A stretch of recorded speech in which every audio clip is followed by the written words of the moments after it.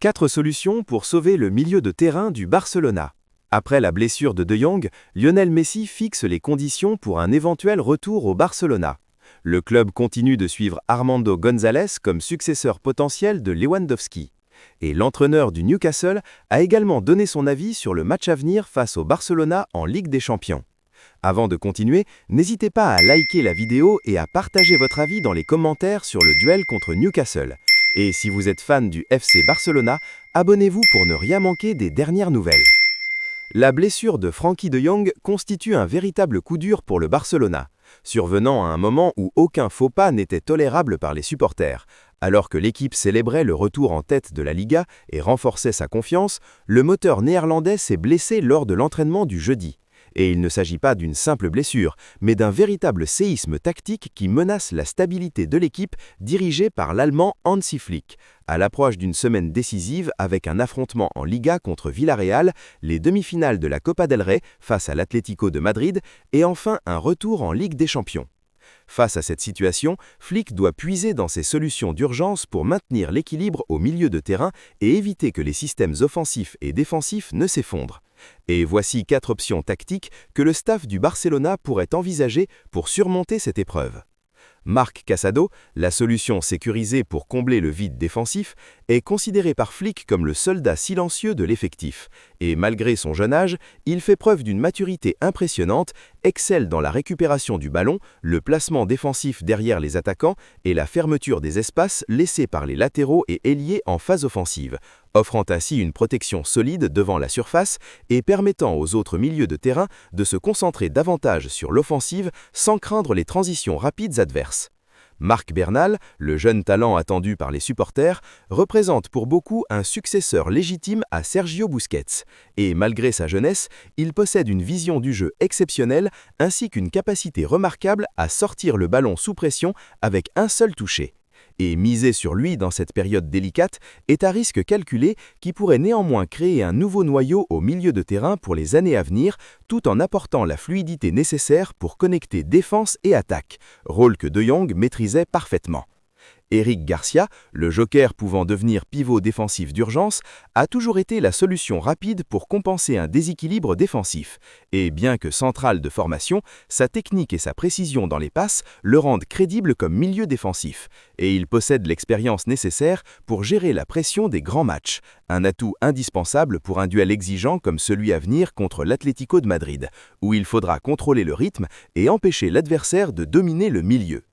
Pedri, reculé pour devenir le moteur depuis l'arrière, pourrait être utilisé dans une option audacieuse en reculant depuis des positions avancées pour jouer plus bas aux côtés d'un pivot défensif, offrant ainsi un cerveau capable de distribuer le jeu dès la première construction, assurant un flux propre vers les ailiers et les attaquants. Et bien que cela réduise son impact direct dans le dernier tiers, cela permettrait de rétablir l'équilibre au milieu et de conserver la possession, potentiellement perdue avec l'absence de De Jong. La blessure de Frenkie de Jong place le Barcelona face à une véritable épreuve au pire moment. Et Hansi Flick réussira-t-il à exploiter ses cartes pour traverser cette période difficile et rester en tête de la Liga? Les prochains jours révéleront jusqu'où la philosophie allemande peut résister à la tempête de blessures qui frappe le Camp Nou. Selon Catalunya Radio, les représentants de Lionel Messi, actuellement à l'Inter Miami, ont précisé aux candidats à la présidence du Barcelona que Messi n'envisage pas de revenir au club en tant que joueur. Et l'Argentin a clairement fait savoir qu'il ne reprendra pas sa carrière sur le terrain du Camp Nou tout en restant ouvert à un rôle futur, institutionnel ou honorifique, correspondant à son expérience et à son statut légendaire.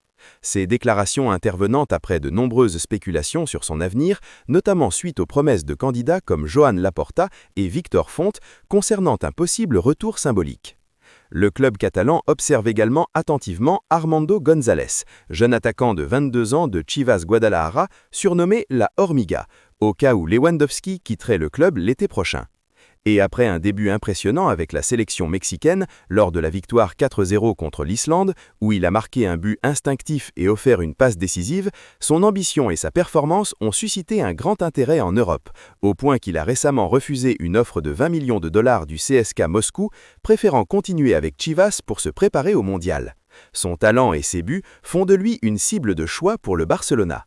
Après le tirage au sort des huitièmes de finale de la Ligue des Champions, Eddie Howe, l'entraîneur du Newcastle, a délivré un message calme mais significatif, expliquant que ce type d'éliminatoire se joue sur les détails, que le Barcelone reste un adversaire capable d'imposer son rythme même sur de courts moments, et que l'expérience du match précédent en Liga, remporté 2-1 par le Barça, a démontré que les occasions doivent être concrétisées et que la gestion des moments clés est cruciale. Insistant sur la discipline, le repli immédiat après perte de balle, l'importance de ne pas offrir de cadeaux et soulignant l'avantage que représente St James Park pour son équipe, tout en restant réaliste sur le fait que le Barcelone est habitué aux grands rendez-vous. Résumant son message final en 3 points.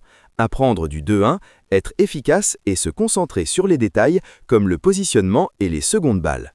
Si cette analyse vous a plu, laissez un commentaire avec votre solution favorite, likez la vidéo et abonnez-vous pour ne rien manquer des prochaines vidéos sur le FC Barcelone.